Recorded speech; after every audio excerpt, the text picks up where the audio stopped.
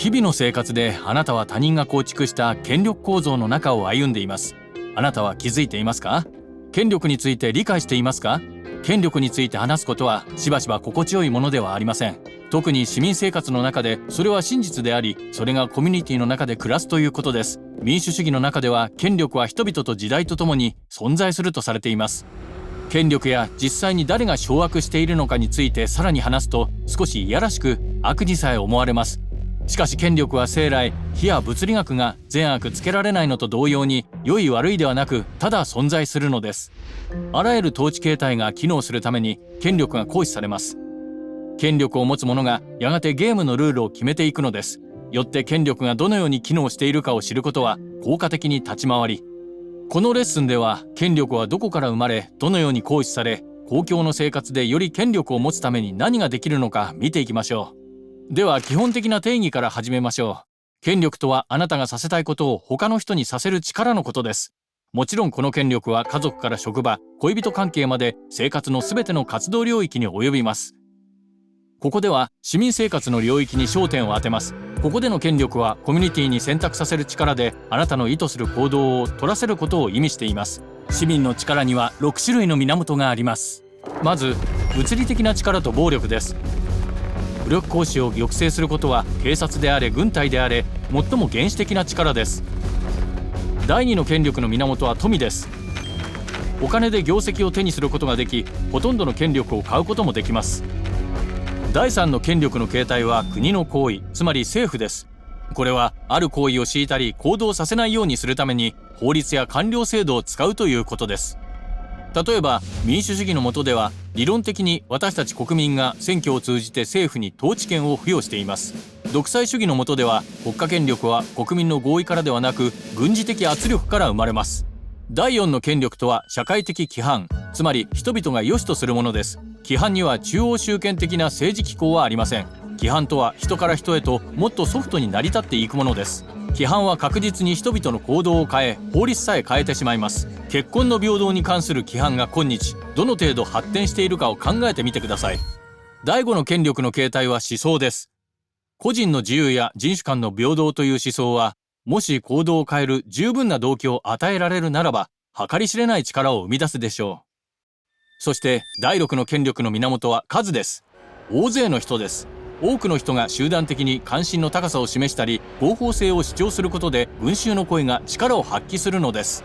アラブの春やボストン茶会事件の勢いを考えてみてください。群衆が力となりました。これらは6種類の主な権力の源であり権力たるものです。では権力の仕組みについて考えましょう。検証に値するものとして権力には3つの規則があります。規則1、権力は性的なものではない。市民領域では常に増え続けたり衰退したりします。だからもし行動をとっていなくても常に行動させられているのです。規則2、権力は水のようなものです。毎日の生活で水のように流動しています。政治とは好きなようにその流れを調整する仕事です。政策立案とはある権力の流れを凍結させとどめようとする取り組みのことです。政策とは凍結させる力です。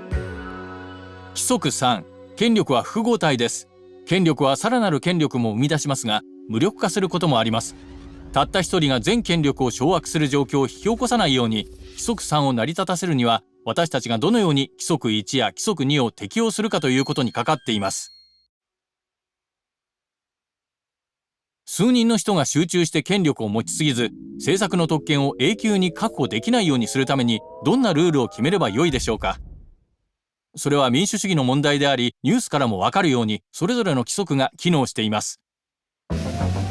低賃金労働者は賃上げを求めて組織化します。石油会社は大きなパイプラインを確保しようと推し進めます。ゲイやレズビアンカップルは結婚する権利を求めます。都心に住む親たちは学費の削減を求めます。これらの取り組みに賛否両論をお持ちでしょう。欲しいものを手に入れられるかどうかは権力を操る方法次第です。そして最終的に公の生活においてもっと力を持つ方法を教えてくれます。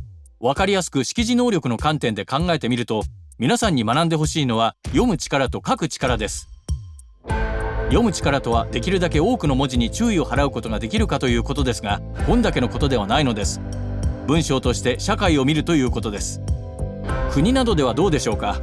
誰がどんな権力を持っているのかどんなシステムが機能しているのかを把握しましょう。なぜ、そして誰がそのように作り上げ、誰がそう維持し続けることを望んだのかを理解しましょう。そのような状況で他の人が使った戦略を学びましょう。正面攻撃、あるいは間接的な攻撃、同盟、カリスマ的権威など、自分が書けるように読み取りましょう。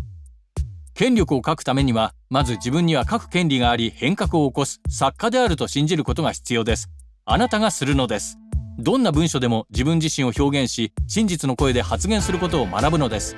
自分の考えを整理し、他の人をまとめましょう。合意形成の練習をし、対立した場合の訓練をするのです。書く力については練習が全てです。